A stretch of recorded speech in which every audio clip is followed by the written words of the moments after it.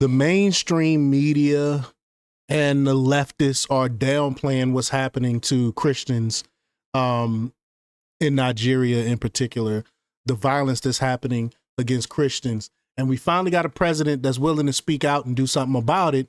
And you would think the blackity blacks, the woke black, the elitist blacks would be for this, but they aren't. They're attacking Trump. You got someone like Nicki Minaj just praising Trump for what he's speaking about, speaking out against, and even Nicki Minaj is getting attacked from the bourgeoisie, from the boule black people on the left. They're going after her and stuff because how dare us speak about the atrocities that's happening in Nigeria? How dare us talk about what's going on in Africa? I mean, these people are sick. This goes to show they really don't care anything about black people. They only care about the Democrat Party. And so we're going to talk about it. We're going to show some clips from a couple of news organizations of them, the mainstream media, downplaying what's happening. But before we get started, go ahead and hit that like button. Share this out so we can get this information out there. Subscribe if you're not already a subscriber, and hit that alarm bell so you know when I'm putting out new stuff. Also, check out my link tree in the description. You'll find a link to my Patreon. That's where I talk about things that I can't talk about here. There's also a link to my Instagram and my X account, so follow me there as well. All right, so let's get into this news. Both of these clips are coming from Newsbusters, and this one is Reverend Al Sharpton, and I use that word Reverend lightly, rips Trump over alleged killing of Christians in non-white countries. I mean, there's tons of videos and stuff that you can see that this is actually happening, but the mainstream media is pretending like it's not happening. And that you hear the woke left, you hear even the boule, you hear them talk about the genocide in Gaza and stuff, but you never hear them talk about what's going on in Africa. You never hear them talk about what's going on in the Congo, what's going on in Nigeria. These people, they're so fake because they're not really for black people. They're for the Democrat Party. But over the weekend, President Trump made it clear that he is strongly considering sending U.S. troops to Nigeria to stop the killings of Christians by Muslim groups. Killings, he says, are permitted by Nigeria's government. You would think that most people, especially people of faith, would be outraged. I mean, this guy calls himself a reverend, right? Be outraged by what's taking place in Nigeria and welcome Trump's words. Not so for so-called Reverend Al Sharpton, who made that clear on the Sunday edition of NBC's Politics Nation. Sharpton's guest was the House Democrat whip, Congresswoman Catherine Clark of Massachusetts. He led off the interview by talking to her about the government shutdown, but before he let her go, he weighed in on the situation in Nigeria. So let's play this clip. Here we go. Now, before you go, I'm out of time, but I must ask you, Trump has threatened military action in Nigeria, writing on Truth Social yesterday that he's directed the Pentagon to draw up plans to go in, quote, guns a-blazing if the country doesn't do more to address alleged mass killings of thousands of Christians. Listen how he says it, alleged killings. It's not alleged. I mean, there's videos of these people, of Christians being killed. They got plaques put up. I watched one video of a real pastor, a real reverend, where he was going over. He was at a site where they had a whole bunch of people's name listed that was murdered. And he's saying alleged. Oh my gosh, this is sick. By Islamic extremists. Trump, of course, offered no details or facts or that things that we could really lock down as saying this is what we see happening. But he's threatened to deny all aid to Nigeria if it doesn't comply.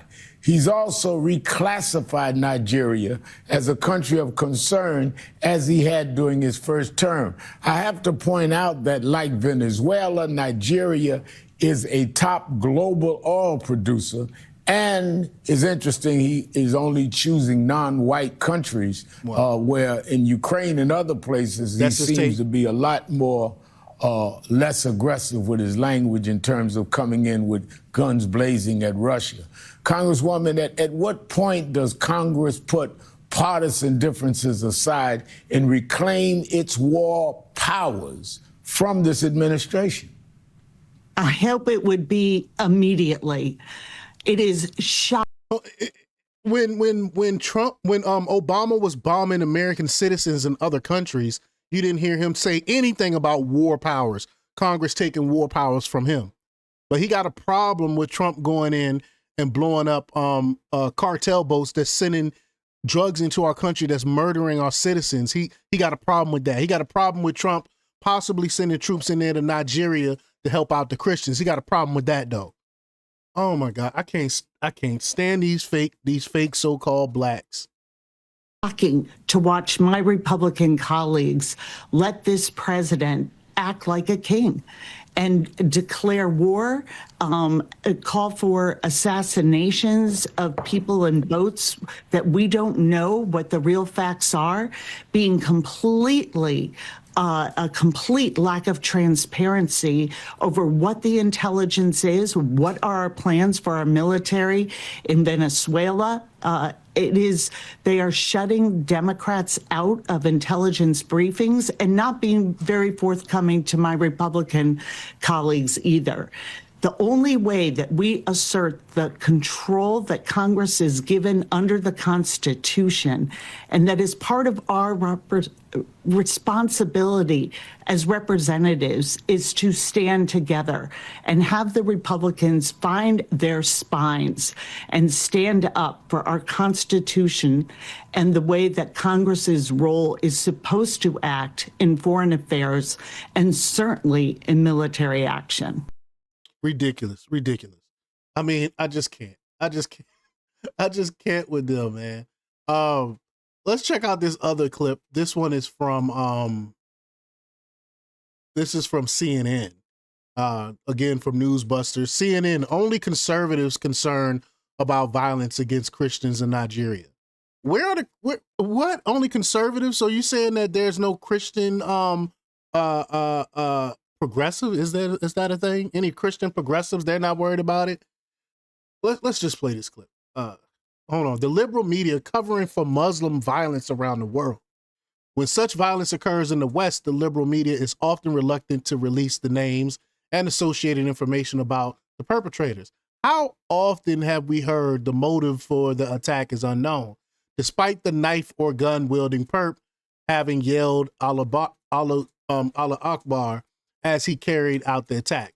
That same liberal instinct extends to Muslim predations in other parts of the world. Thus, in response to President Trump's warning that he might order military action in Nigeria to counter the persecution and killing of Christians, CNN this morning devoted a segment seeking to debunk the claim that Christians are being singled out for persecution there. I mean, this is nonsense. But let's play this last clip here. Here we go. This morning, leaders in Nigeria push back against claims out of the U.S. political right that Christians face some existential and notice how they got the black people bringing this up. You notice that? threat there. That's after President Trump doubled down on an ultimatum to bring in military action to the country. So in a Truth Social post over the weekend, Trump threatened to stop aid and come in guns a-blazing to stop what he calls the mass slaughter of Christians. They're killing record numbers of Christians in Nigeria. And they have other countries very bad also. You know that part of the world very bad. They're killing the Christians and killing them in very large numbers. We're not going to allow that to happen. The Nigerian government and President Trump's advisor on Africa say what's happening there is much more complex. We're bringing in Victoria Rubadiri. She joins us live from Kenya to do a little fact-checking. And it's really important to add there, Audie, that religion is a very important fault line in Nigeria, but it's not the main driver of the violence in the country. Can you just give us a little information about how you think this made its way into political discourse in the U.S.? I'm also reading that this might be information from decades ago. Can you give us some context? From decades ago? What? Certainly, it's been rumbling in a lot of the social media spaces on the right or the conservative part of the U.S. Many, of course, pointing to what they're calling a religious war in Nigeria. That certainly is not the case. And the numbers also point to that. Groups that have been monitoring this violence over the last 15 years or so that it started taking up more headlines have said, yes, thousands have been killed. But what they say is more Muslims have actually been killed in these attacks. And the reason being, most of these groups like Boko Haram or some ISIS. Notice she doesn't cite anything. She doesn't give you any references. She don't give you any numbers. She said thousands of Christians, though. We know that for a fact. Thousands of Christians been killed. And Muslims have been, some Muslims has been killed as well, but she don't give you a number. Notice that.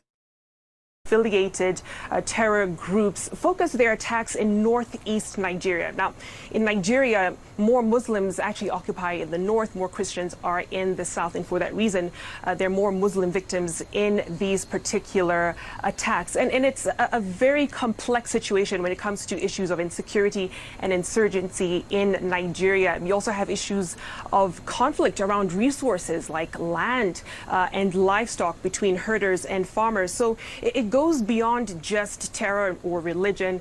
Many analysts say that it's more an issue of geography that determines the victim than it is faith or religion. That's Victoria Rubidiri. Thank you so much. They go downplaying it. No. It has nothing to do with the religion. None of that stuff. They're lying to the American people. We all know they're slaughtering Christians. Christians is the number one persecuted group in the world. I've done a report on that before to prove that. These people are despicable for covering this stuff up and downplaying it just because they want to be anti-Trump. Anything Trump doing, they want to be against it, even when it's helping a black country, even when it's helping Christians. They want to be anti-Trump so bad that they want to make it out to be a bad thing. This is disgusting work. But y'all let me know what y'all think about this. Leave y'all comments down below. Like, share, and subscribe, and check out jjthepsychotherapist.com for the latest in news. Until next time, peace.